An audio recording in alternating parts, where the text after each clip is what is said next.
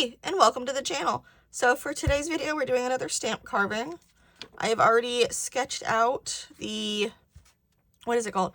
Pinecone for the stamp.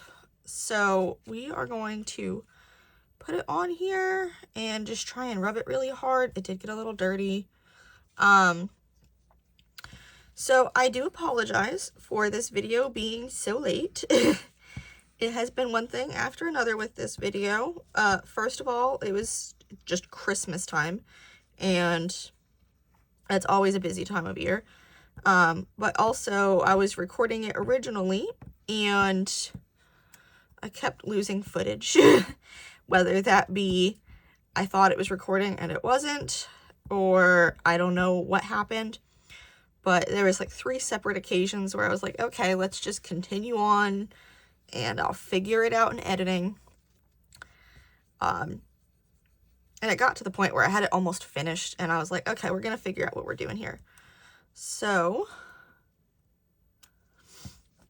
we're just going to print this and we're going to do it like the Food Network. So I'm going to show you what I do, and I'm only going to do the top of it realistically so that I can use the other side eventually, so I don't waste this whole thing. And then I'll show you the final outcome of where we've gotten so far and clean up and all that. I didn't even line this up very well because that end isn't gonna be on here. All right, that's fine. That's enough to show you what we're doing. So there are plenty of different sizes of stamp carving gouges, and they're typically going to be numbered. I think almost all of these, if not all of these, are speedball. But they'll say on them, so this is 5, 4, 2, 1, and 3. It's almost in order. Typically speaking, you wouldn't need a different stylus or whatever you want to call it for each individual one. I just find it more convenient. I don't typically store them on these either. A lot of times when you get the kit, it'll come with this. It'll open, and you just store them all in here. In fact, that's where I store my spares. So they do all have different uses. So this one's kind of wide and round, almost square-like. And you can use that I use this for cleaning up the edges most of the time. It's for like bigger sections. This one is deep and square, so that's good also for cleaning up edges and blocking out huge sections. This one is slightly deep and a V shape, so that's good for getting precise lines where you're also taking out larger sections. 1 and 2 are going to be probably the smallest you can find. So 1 is normally what I use. It's almost like a pencil, and that's for detail work. And then 2 is very similar but a little bit larger. And with all of them just about, I'll show you over here. If you want to just do a little thin line, you're barely going to put any pressure. A deeper line is going to be deeper pressure. And you can see how the width of those lines is vastly different just with the little one. The little one does make it difficult to get that out. And then with the little one also, it's easier to kind of get different motions with it just by squiggling it, turning it, etc. And even with this little piece, you might be able to see the rigidity of that line. Very rigid. I can't speak. So I'll just kind of show you what I do, or did, as I mentioned. We're going to have a little bit of TV magic with this one. So you see how I started lighter and then got deeper? And the way I try and do it, especially with more detailed pieces, is I will color in what's going to be black or colored or dark or whatever. And I will carve out the base color. So when I say base color, I mean like for this one's pink, but they come in different colors. If you've been on this channel for a while, you might have seen that I also did some mushroom stamps with Halloween erasers from a few years, or a little over a year back now, actually. So I'm just kind of following those guidelines. So this is a bigger section. I would take a bigger gouge to create less work for myself, angle it up more for a little bit skinnier spot, and then release. And so I got a thicker line here that way. So then when you're done with this, you'd cut it out. And now we can test stamp it and see what needs to be fixed, what needs to be altered, cleaning up some edges. So let's pull out the stamp pad. Screw it, let's do a rainbow stamp. Just because, why not?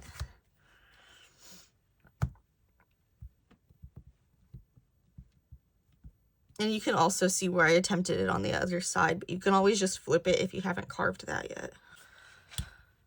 Normally what I would do is glue it to a clear backing for stability. But I did get this roller. I think this is also Speedball. Yeah, Speedball. And it's just a roller. It's kind of like a paint roller if you've ever painted your room or your house or whatever. But it's made of more of a rubbery material.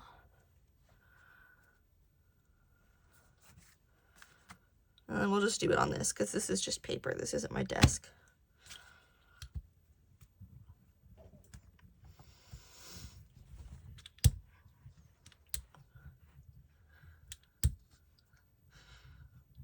Now, if I was making this as like a custom stamp or something, I would have cleaned up the back and I would have gotten a backing of some sort for it just to make it look a little prettier, but we're not. Well, it's kind of hard to see those lighter colors. Maybe that wasn't the best idea on a darker colored background. Let's do red. Let's make it Christmassy. So this is one of the dewdrops. I don't know if they even still sell these. I got this forever ago. Let's hope it works. It's very dusty. But these would come in packs of, I think, 5. This is in the color Ladybug. This seems to be working. Scooch it up a little bit so y'all can see. I'm seeing right there that needs to come off.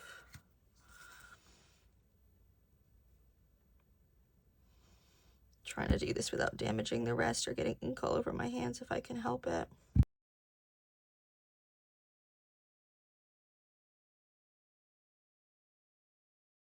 Now, if I can find a brown stamp, I would prefer to use that. I might. I don't think so, though.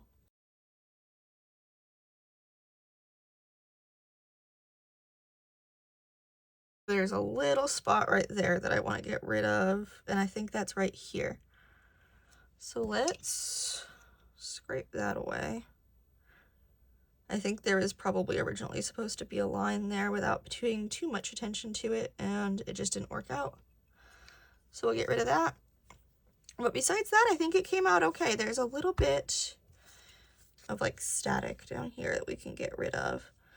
And the reason that that's showing up is mostly because of the way that I carve my edges away.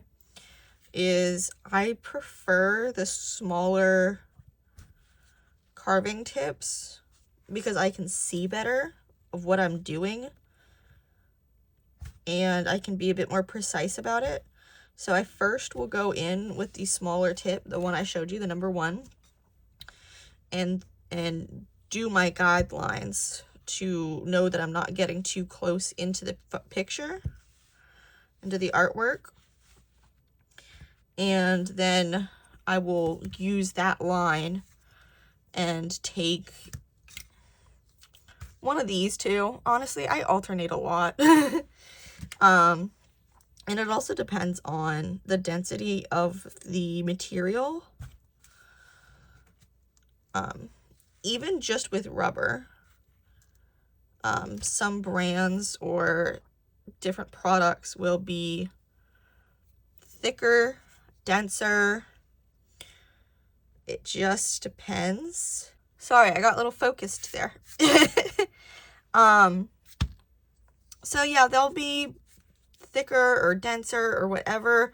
These ones happen to be really soft. I got these forever ago with a project in mind, that I didn't end up doing.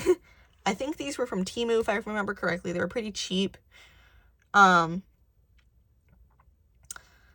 I happened to have two, so it worked out that I did the TV Magic decision here. But also, I wanted to mention, I try not to waste as much as I can help. So this one still has a little bit of life left in it.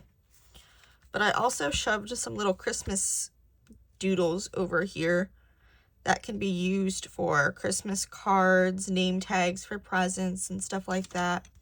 I was trying to stay on theme, so I've already done these ones, I just haven't cut them out yet. But let's see if we can't do some font. So I'm just going to cut around the words because I want them to be what's dark.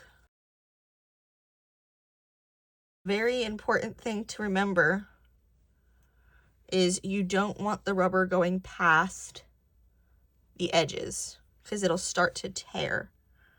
And you don't want that tear out because it'll look messy. It can ruin your lines. And that's really all that carving is line work at this point.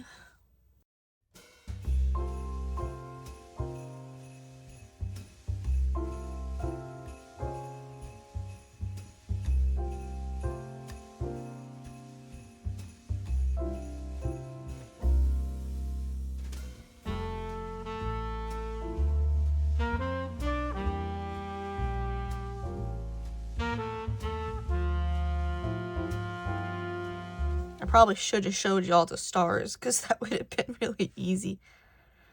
But I wanted to be real. I want this channel to be realistic. Not all art comes out well. Things are going to be messy sometimes. Things are going to be difficult, especially if it's a new medium or a medium you don't do very often. So try to give yourself some grace when you're learning something new. I should take my own advice with that because I oftentimes am very hard on myself. And I shouldn't be. Because if you're learning something new, you don't just have that ability right off the bat.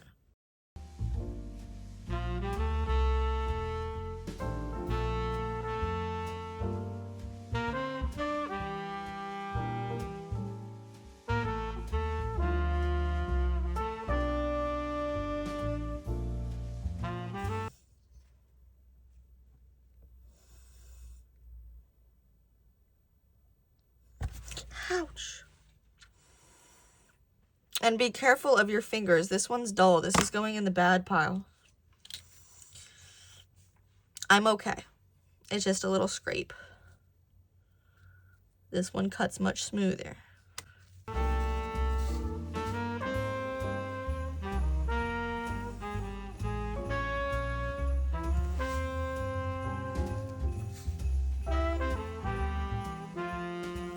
But do you see? I don't even know if you can see if I'm on close enough. But I'm using the edges from where it was thinner with the thinner gouge to guide myself. So that's kind of what I was saying earlier with the borders. And this is all tore out because that edge was dull. Let me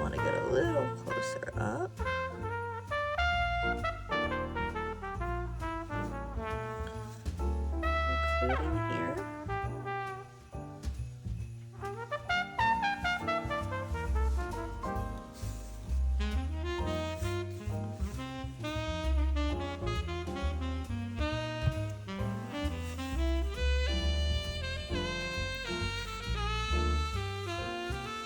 And I think this one's pretty much done almost. Let's just clean that up.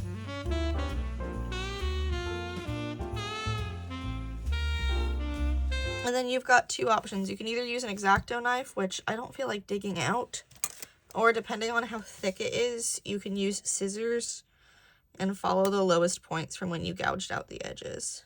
So it is backwards right now, but that's because when you stamp it, it'll reverse.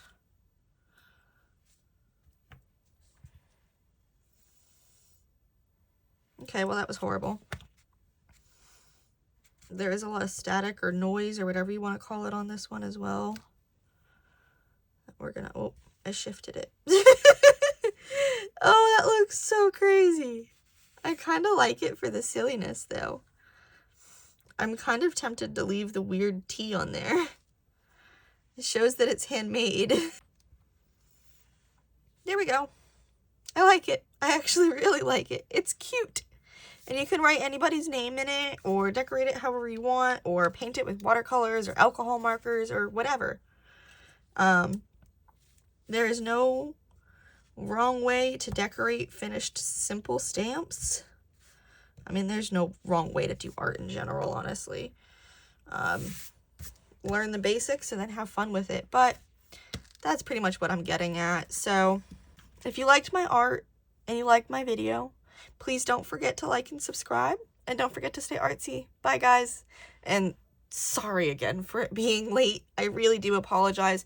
I hope you have a fantastic Christmas or whatever you celebrate. If you celebrate, give your mom a hug for me.